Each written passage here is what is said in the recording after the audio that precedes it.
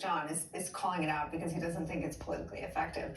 Here's a Republican attack on Vice President Kamala Harris. This was sent out by the Republicans. This is the Vice President talking about breaking barriers.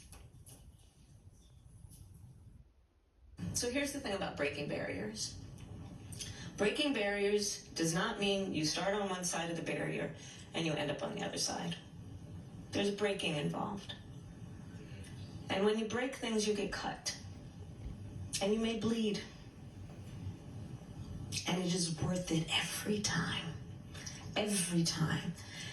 And so too, especially the young people here, I say to you, when you walk in those rooms, being the only one that looks like you, the only one with your background, you walk in those rooms, chin up, shoulders back.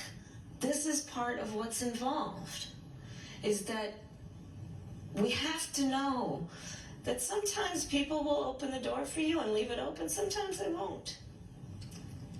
And then you need to kick that door down. That's the attack on her.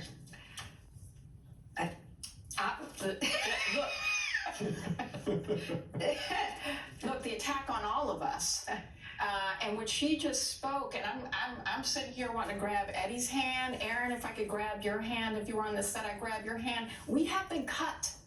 When she says that, we have lived that cut. We lived that cut as students at Ivy League schools. We lived that cut when we were lawyers standing in front of a judge. They said, where's the lawyer? When you're standing there behind the government table as an assistant United States attorney, we know that cut. I was the only black attorney in the civil division when I was there. The only one out of 50. That, what she said, mapped to what you just heard from Aaron, and the 19th has been doing excellent coverage on this. They have been telling us, and I say they because I am talking about a certain group of people, who are victimized by fairness, who are victimized by competition from the competent, and who are upset because they have for so long gotten to be mediocre and rise.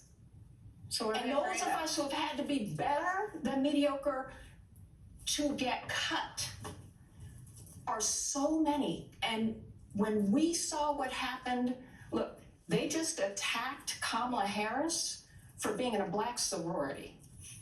So I wore my Delta Sigma Theta colors. Joy Reid might wear hers later. The Divine Nine has 4 million black votes. When you saw that $81 million in 24 hours, that was over 44,000 black women, many of them Divine Nine. The brothers got together the next night. I'm just telling you, when Aaron said galvanize, exactly right, because John's point as a point about average voters is true. But see, their foghorn is what's reminding folks that we are not in the America yet that lives up to its ideals. We haven't been, but we made real progress. And when they are showing us who they are, when they calling us colored, Fox News are talking about colored.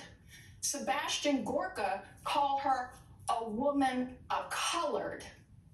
That's language nobody uses anymore, and it's not a dog whistle. It's saying we're going to go back to when you were in the back of the bus. And we're going to tell you that we're going to put government resources to ensuring that white men get protected. Well, to the extent that there's a grievance, let me tell you what the only grievance is. Anybody who says that this country shouldn't be its better angels and that we shouldn't recognize actual qualification in a woman of color, and that they have come for our vote. Yes, and I'm wearing my shirt because we at the Leadership Conference have a campaign called And Still I Vote, because they've also been doing everything in their power because of the browning of America to make it harder for us to vote intentionally. So instead of trying to get our votes, which is exactly what should be happening here, instead they're trying to make white people afraid of us. That is what we fought a civil rights war over and had the second Reconstruction over. And this is what's at stake now. And when she says we won't go back, she's saying, keep on cutting. because we coming.